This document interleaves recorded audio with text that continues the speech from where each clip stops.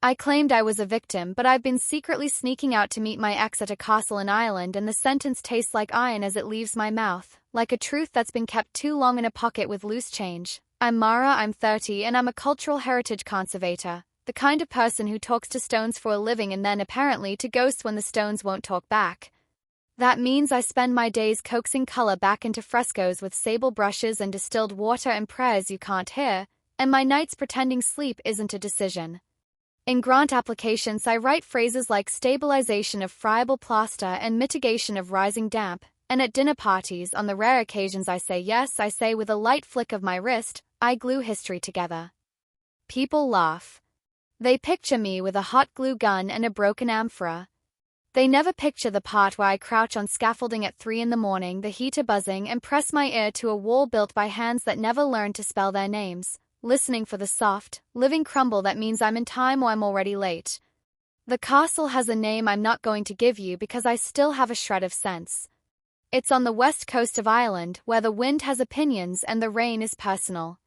Stone Keep, 13th century bones, 16th century additions that swagger and pout, a Georgian wing that tried to civilize things and only succeeded in wearing the prettiest mold. When I first saw it 2 years ago, the main hall smelled like old pages and the sea. I loved it the way you love a stray. You know it will cost you and you're already counting the coins in your pulse. When I say I claimed I was a victim, I mean I let a story stand around me like scaffolding. I was the girlfriend with the boyfriend who didn't listen, the woman whose boundaries were a rumor, the one who learned to apologize for feeling. I told my sister and my friends and my reflection that Liam, my partner, the man with the good job and the careful hands and the way of moving things into my apartment as if they'd always lived there, was wearing me down. Not in obvious ways. He didn't shout. He didn't slam. He did what people do when they want you to doubt yourself. He made every conversation a quiz you could not pass. You're overreacting. It didn't happen that way. I think you remember things to make yourself feel better. And because I am very good at saving fragile things, I spent months saving him from having to meet me where I was. Here's the cruel part: some of what I said was true. I wasn't inventing bruises. I was smoothing over edges until I was round. People believed me because I know the right words and my voice sounds like a promise. And because everyone has seen a woman like me become a smaller, ghostlier woman, and nobody wants to watch that in slow motion, they said, "Leave him, Mara, and we've got you, and just say when." I nodded and cried into napkins and felt both seen and slippery. Victimhood is warm when you're cold. It's also heavy and it rusts fast. And then there was Aidan. Of course his name is Aidan.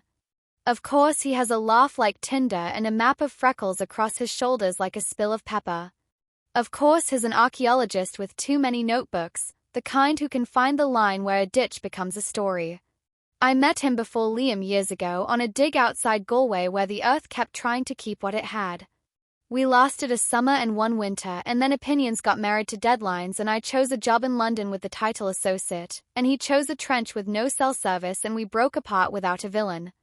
We were, if you want it neat, incompatible in the way forks and soup are incompatible. You can make it work badly, and people do, but it's not a menu I recommend.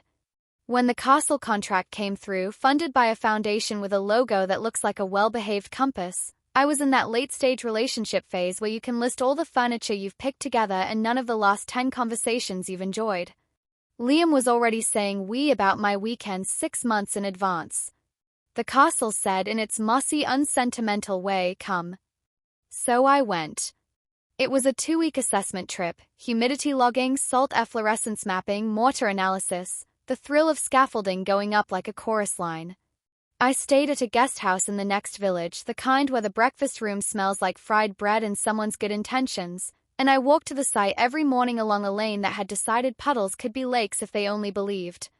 On day 3, a pair of boots appeared beside mine at the base of the keep, scuffed and familiar. I looked up. Aidan, in a beanie that had swear words knit into the ribbing and a grin he didn't apologize for. "I heard you were adopting a ruin," he said. "I thought I'd come and see whether you needed to be stopped." "Adoption papers filed," I said. "I'll lie about its age and tell it it's perfect. We did the thing people do when they've hurt and healed enough to poke their scar. We made small talk like it was a rope bridge, step, check, step. He'd been working with a university on landscape archaeology, using lidar and drones to trace the old lines of field walls and forgotten roads. The castle wasn't an island, he said. It had a neighborhood. I liked to meet the neighbors. He gave me a stack of ortho-imagery prints, the land like a quilt, and for 20 minutes we were exactly what we were best at, two professionals excited about dirt. At the guest house that evening, Mrs. Flynn, the owner, slung inside a cardigan like a cat in a window, asked if I'd be wanting dinner. I said yes, an apology for all the times I'd pretended I didn't. She served me stew that tasted like someone had looked me in the eyes and said without moving their lips that I was allowed to live. The dining room was empty except for a rugby match on low and the sound of cutlery reminding itself how to work. When the door opened, the wind came in first, and then Aiden, cheeks pink, eyes too bright for a man who owns only 3 sweaters. "I'm not following you," he said cheerfully. "This is just the only place that serves food that isn't a packet of crisps." We ate together like it wasn't illegal. We talked about the castle the way you talk about a child who isn't yours and might be, softly, with plans you pretend are hypotheticals. He told me there was a legend attached. A lady of the keep who, during one of the sieges, smuggled her lover over the wall by hiding him in a bale of wool. They found him, he said, because he sneezed. We laughed, but we both heard the part of the story where someone's desire was louder than their survival. We finished with pudding and politeness. When we stood, he said, "Walk," and I said, "Only if the moon signs the waiver." The castle at night is another animal. The stones hold the day's heat for you like a coat you didn't know you were wearing. The sea is louder, and the ruin blurs at the edges the way truth does when you look at it too hard. We stood under the arch where the chapel used to be, and I told him about the lime wash I wanted to test and how the birds always know when you've brought snacks.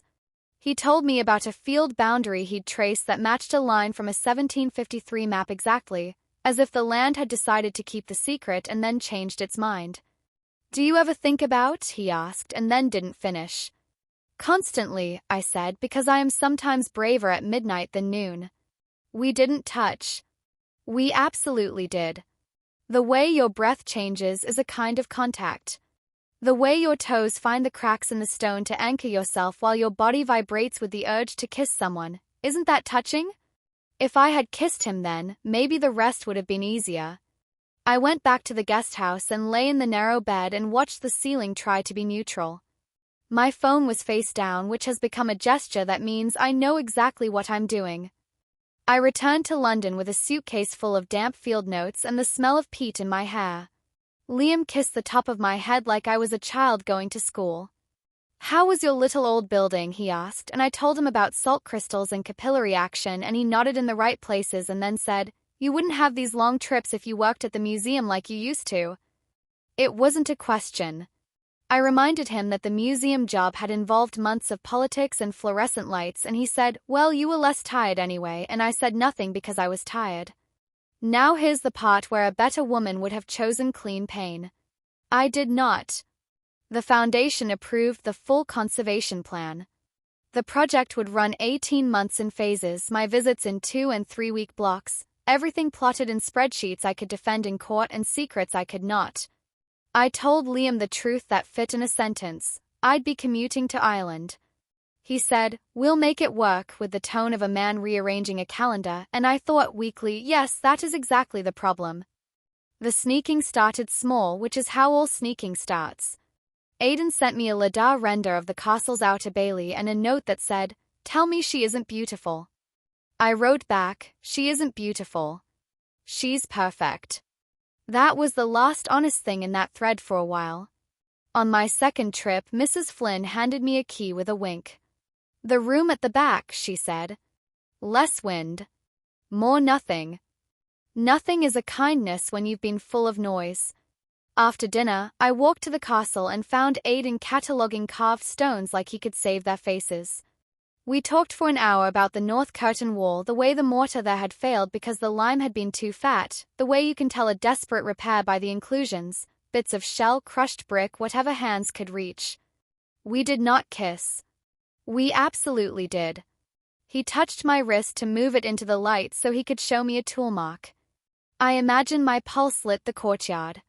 We made rules because that's what people who want to pretend their chaos is civilized do.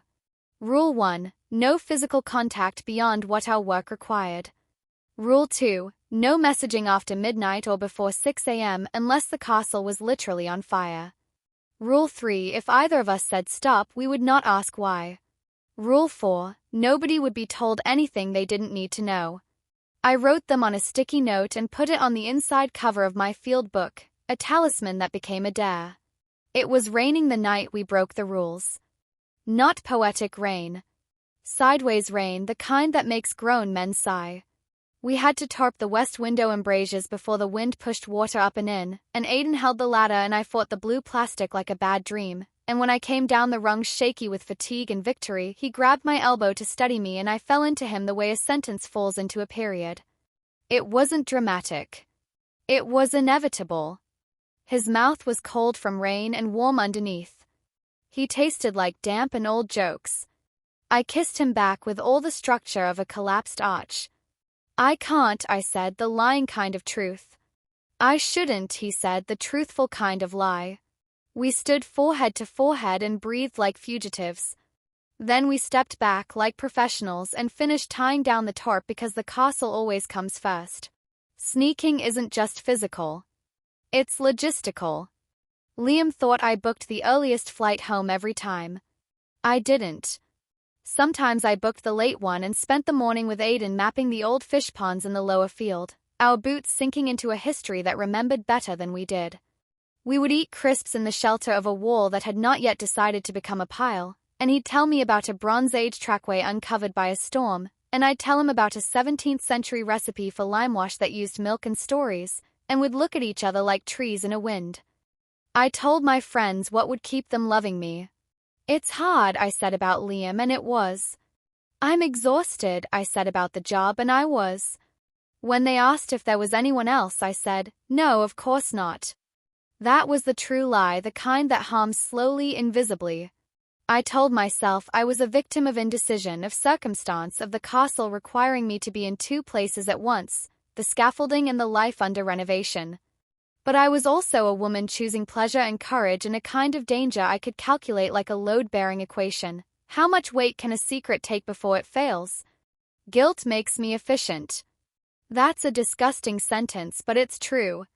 I catalogued every stone in the East Hall, assigned a condition grade, wrote treatment plans that would sing in reports: inject, consolidate, infill, tone. I sent Liam photographs of sheep and sea and my fingers stained with lime, and he sent back miss you and emojis that looked like a fugitive grammar. I bought him a sweater at the airport and felt virtuous and monstrous carrying it past duty-free. He wore it and told me it made me look tanner, and I swallowed a laugh and said thank you.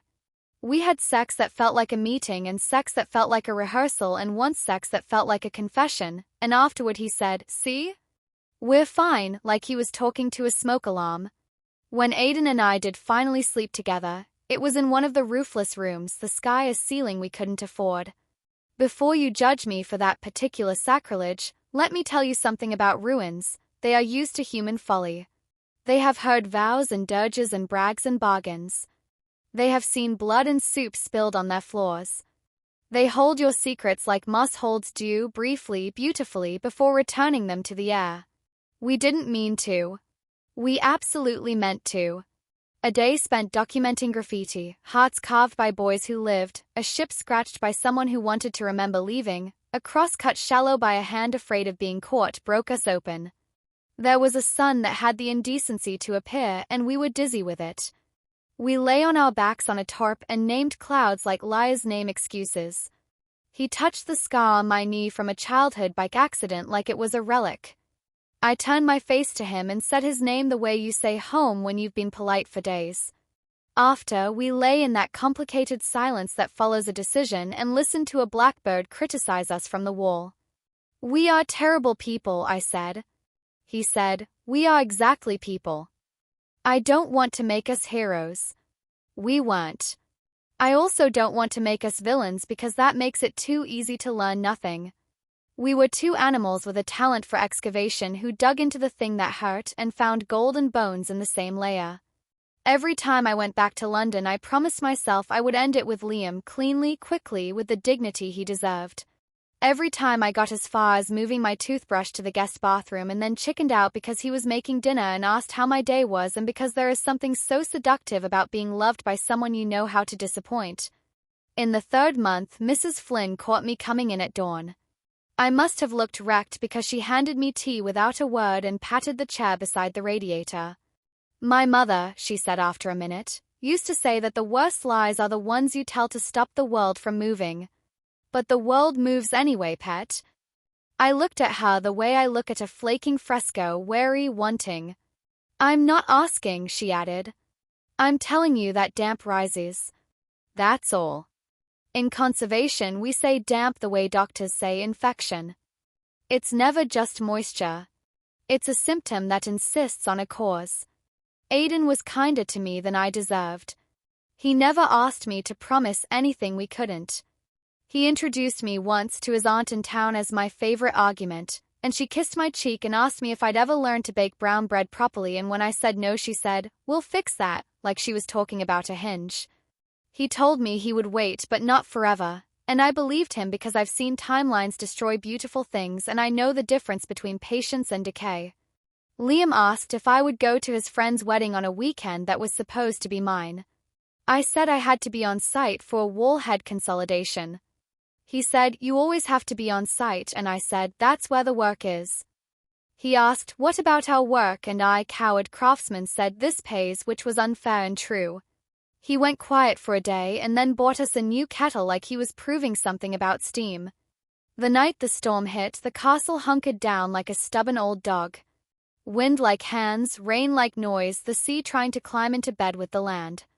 I went out anyway because some structures don't survive attention and some only survive it. Aidan came, grim and delighted the way Irish people get around weather, and we tarped and tied and swore and laughed, and in the middle of it, with the world insisting on being itself, I knew that I could not keep lying. Not to Liam.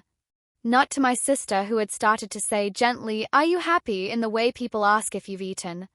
Not to myself, who had started to dream in rope and alarms. I called Liam from the edge of the keep, my hair a sermon about foolishness, the phone hot against my wet ear. I said, "I can't do this," and he said, "Do what?" and I said, "Pretend." He didn't speak for a long 30 seconds, and then he said, "There's someone else," and I said, "Yes," and he said, "How long?" and I told him the truth with as few adverbs as possible. He hung up. Then he texted me, "Come for your things. I won't be there." I threw up into a bush and laughed while I did, which is not a story I wanted, but there it is.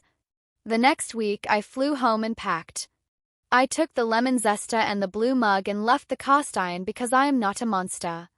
I wrote him a letter that said, "You are not a villain. I am not a victim. We are two people who kept trying to edit a paragraph that was written in a language we don't speak." I left it on the windowsill with the spider plant he never watered. I walked out carrying a box of books and an ache the size of an extra life. I moved into a studio with a view of a brick wall that looks magnificent when it rains. My sister brought over wine and said nothing until I did. I told my friends the actual truth, and some of them put their hands over their mouths and some of them hugged me, and one of them, God bless Midori, said, "Congratulations on not dying," which was exactly the ritual I needed. People adjusted like they do. A few didn't. The ones who left taught me, without intending to, about the load capacity of my own backbone. Aidan and I did not immediately become a fairy tale. We became two people who had decided to try in daylight. That is not less romantic. It is just more expensive work.